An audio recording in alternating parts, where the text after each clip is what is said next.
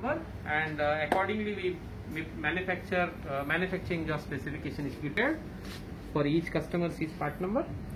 So this is one of the sample. This is the customer name, then this is the part number, and this is the unique file number. This unique file number is generated based on the customer's name and the part number.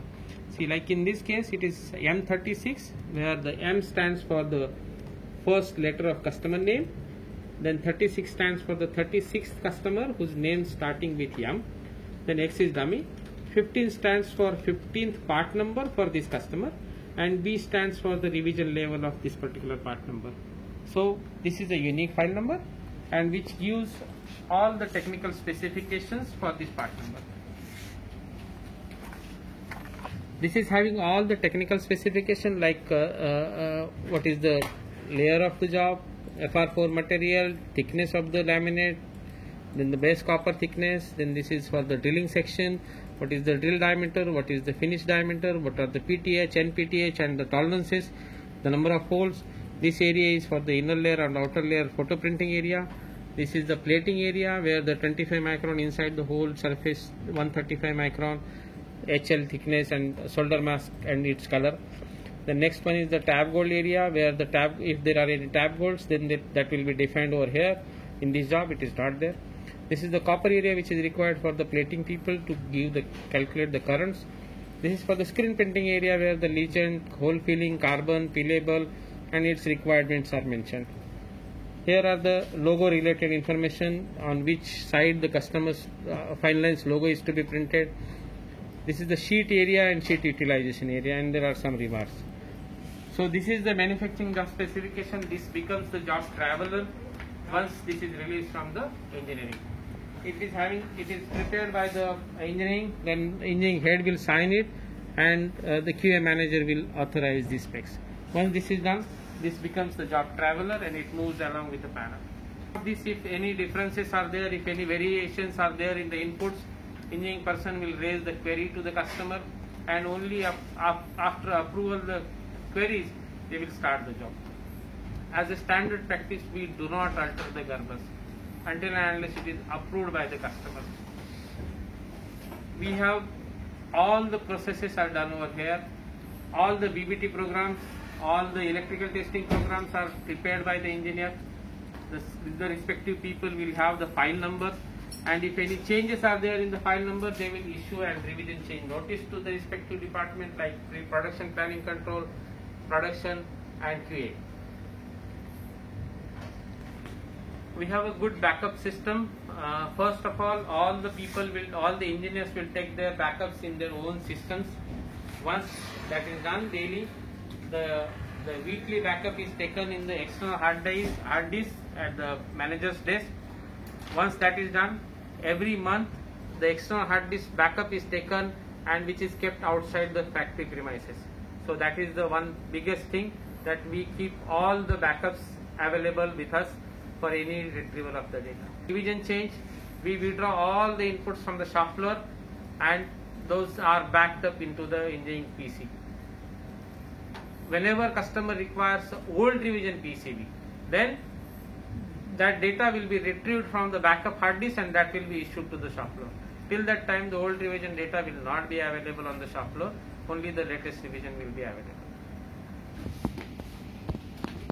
Once the engineering is done, they will release the manufacturing job specifications to the production planning and QA/QC along with the drawings. And then the films will be plotted inside the plotter. We have Orbotech photo plotter, which is plotted having a darkroom. And once the films are plotted, those are getting inspected over there. We have a good retrieval system for the file numbers and the plotting films. Also, we have defined the shelf life of the film, which is 300 exposures for exposing per film, and 1 year, whichever comes early. So that is the best practice which we follow to ensure the dimensional and the stability of the films. And here we are at the final quality control and quality assurance of Fine Line Circuits Limited. You can see that on the wall, all the IPC standards are displayed in a very correct manner to appraise our inspectors what are the different IPC standard requirements are there to be followed. So all the basic inspectors are trained for the IPC acceptance limit. Generally all the PCBs are manufactured as per IPCA 600 Revision Act, and also regularly, periodically, the operators and inspectors are trained for the several activities being carried out by them. Conducting several inspection methods here. So after the 100% electrical testing has been done, the PCBs are inspected visually for the whole quality checks. In spite of electrical testing is done, 100% PCBs are checked for the whole quality inspection, and also the inspection is being carried out for the visual requirements. All the different defects identified in the IPC standards are inspected by the inspector with the 10x magnification, and then the PCBs which are identified as OK is moved to the inspection OK table.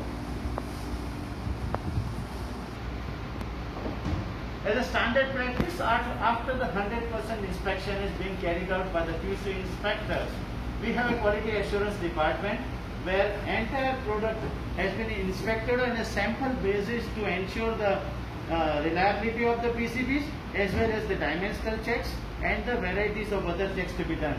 I have with me our quality assurance manager, Mr. Raju. Raju, can you explain about what are the various equipments you have and what are the different checks you conduct? Here it is check CMI. Here CMI for PTH check copper thickness. CMI for surface copper check. Also we have other equipments. You can see the peel and pull-off tester to check the pull-out strength for the PTH as well as the base material strength for the peel strength of the laminate. This you can see we have a computer with attached with the rapid eye microscope where we can check the micro sections and measure the very finest measurement of gold overhang and other characteristics of the PTH as well as the surface properties. You can see the impact of the cross sections, which is very important for the space products. You can just take the cursor, Raju, here. You can see this is called a gold overhang, which is very important property for all the space products. It has to be not to be there more than 10 microns, otherwise that particular parameter is not inspected. So all the space products are validated on these special machines called a rapid eye. On the next, the equipment which is called a CMI XRF unit, and this is very PCBs.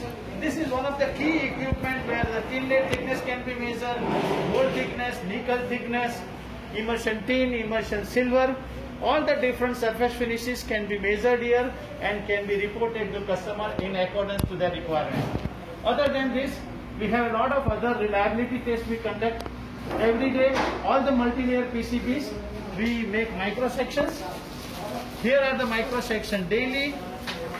All the multi-layer PCBs, the micro sections are made, and micro sections has been evaluated prior to shipment, and anything identified is duly discussed with the team. Also, we conduct reliability tests.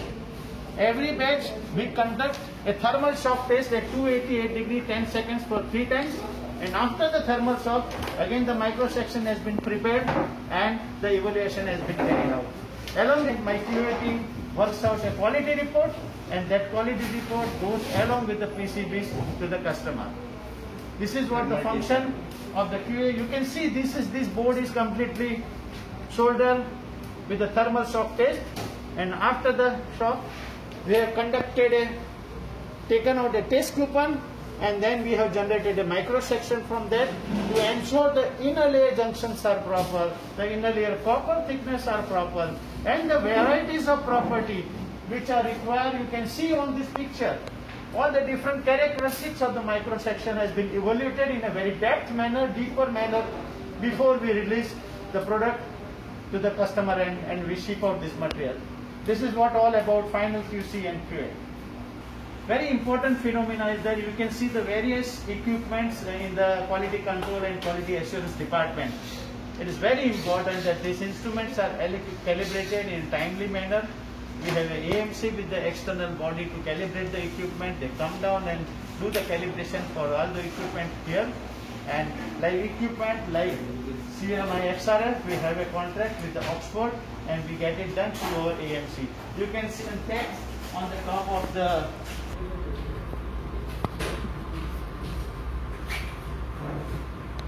any quality complaints been received by from the customer, it has been depth analysis has been conducted by the QA department with the support of manufacturing department.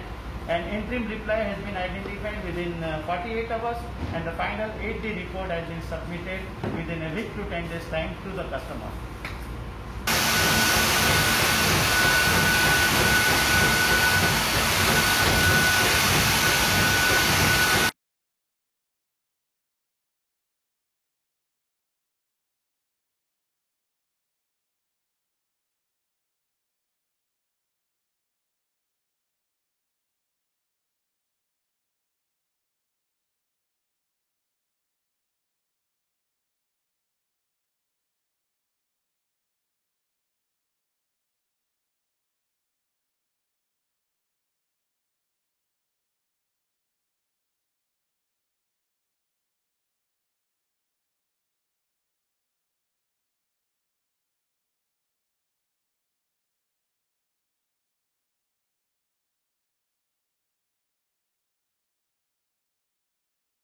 This